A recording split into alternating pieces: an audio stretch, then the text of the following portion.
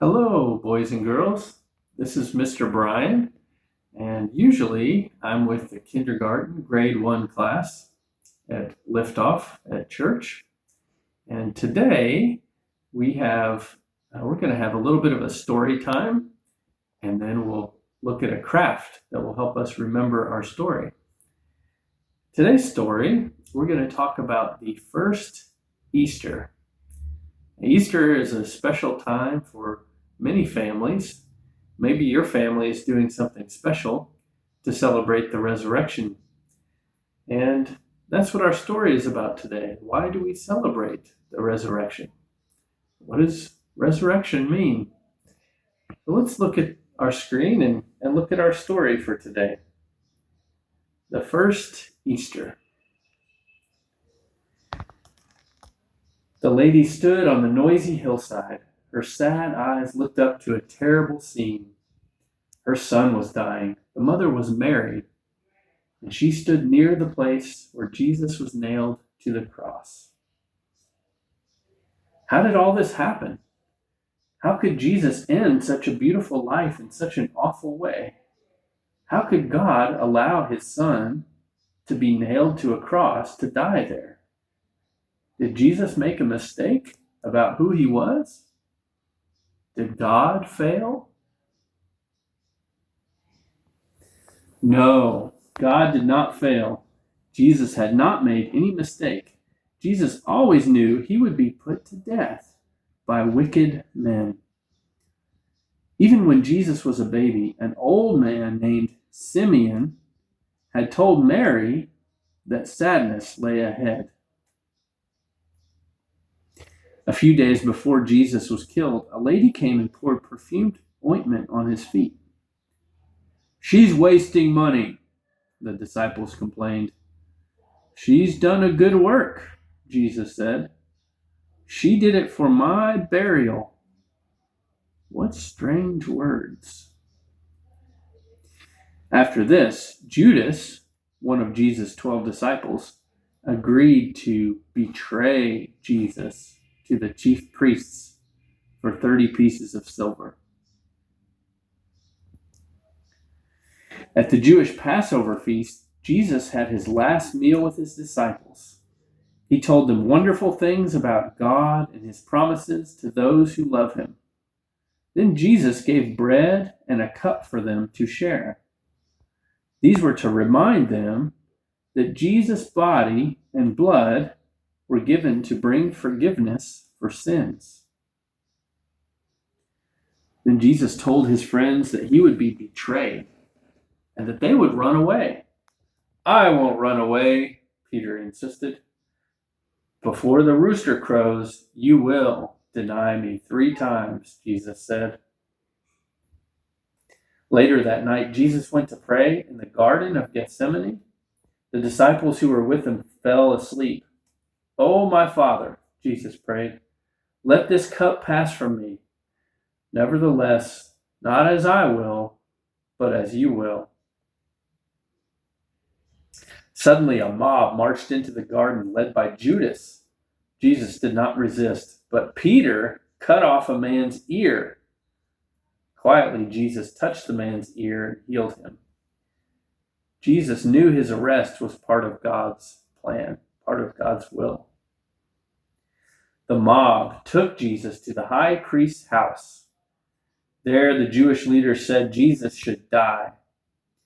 Nearby, Peter stood beside the servants' fire and watched.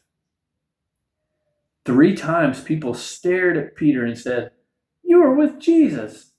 3 times Peter denied it, just as Jesus said he would. Peter even cursed and swore. "Cock-a-doodle-doo!" Just then a rooster crowed. It was like God's voice to Peter. Remembering Jesus' words, Peter wept bitterly. Judas was sorry too. He knew Jesus was not guilty of any sin or crime. Judas took back the 30 pieces of silver, but the priests wouldn't take it. Judas threw the money down, went out, and hanged himself. The priests brought Jesus before Pilate, the Roman governor. Pilate said, "I have found no fault in this man." But the mob kept crying, "Crucify him! Crucify him!" Finally, Pilate gave in and sentenced Jesus to die on a cross. The soldiers punched Jesus, spit in his face, and whipped him. They made a cruel crown of long, sharp thorns and pressed it onto his head. Then they nailed him to a wooden cross to die. Jesus always knew he would die that way. He also knew that his death would bring forgiveness for sinners who put their trust in him. 2 criminals were crucified beside Jesus. One believed in Jesus and went to paradise. The other did not. After hours of suffering, Jesus said, "It is finished," and died. His work was complete. Friends buried him in a private tomb. Then Roman soldiers sealed and guarded the tomb. Now nobody could get in or out. If this were the end of the story, it would be very sad. But God did something wonderful. Jesus did not stay dead. Early in the morning of the first day of the week, some of Jesus' disciples found the stone rolled away from the grave. When they looked inside, Jesus was no longer there. One woman stayed, weeping by the tomb. Jesus appeared to her. She rushed back joyfully to tell the other disciples, "Jesus is alive! Jesus has come back from the dead!" Soon Jesus came to the disciples and showed them his nail-scarred hands. It was true, Jesus was alive again. He forgave Peter for denying him and told his disciples to tell everybody about him. Then he went back to heaven where he had come from. That's the story of the very first Easter, the Resurrection Sunday that we're celebrating at this time of year. We have a couple crafts that Miss Barbara made that we can show you, and maybe you can do something like this at home. This is if you have some colored paper like this, or maybe just some regular paper, you can talk to an adult in your house and see if you can put your hand on the paper and cut it out. That looks like a hand, doesn't it? So if you get a hand, and then maybe you can get another piece of paper, maybe a different color, and this is cut out kind of like a circle, isn't it? We can put that circle right there on the hand. And then if you have another color, this is kind of a semicircle, just a little piece. We can put that here. That's kind of like kind of looks like some grass, doesn't it? Then look at this. That looks like an Easter morning. It looks like the place where Mary went and got some good news from the angel. He is no longer here. He lives. And the picture of the cross reminds us that Jesus died for us. But he's not there anymore. It's an empty cross. And that helps us remember that he is alive. What do you think about that? That's pretty nice. Maybe if you have some glue or some tape, you can keep that together. And there's a fun craft that you can do at home. Here's another one.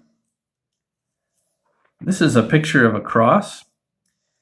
Maybe you can get some help, or maybe you can do it yourself to draw a cross on a piece of paper. And then these are just little cut up pieces of colored paper. And it looks like we stayed inside the lines. And then you can take some glue and put some glue in this place that doesn't have the colored paper yet. And you can just put these little pieces of confetti, these little cut up pieces of paper, and try to stay inside the lines. And that makes a nice little mosaic that we can use, and we can remember that Jesus died on the cross for us. Well, I hope you have a good Resurrection Sunday, however you celebrate. It's a difficult time for many people. We're staying at home a lot more, and we're with our families a lot more. But we can remember the hope that we have, that Jesus has overcome death. He is alive. I hope you have a good Resurrection Sunday.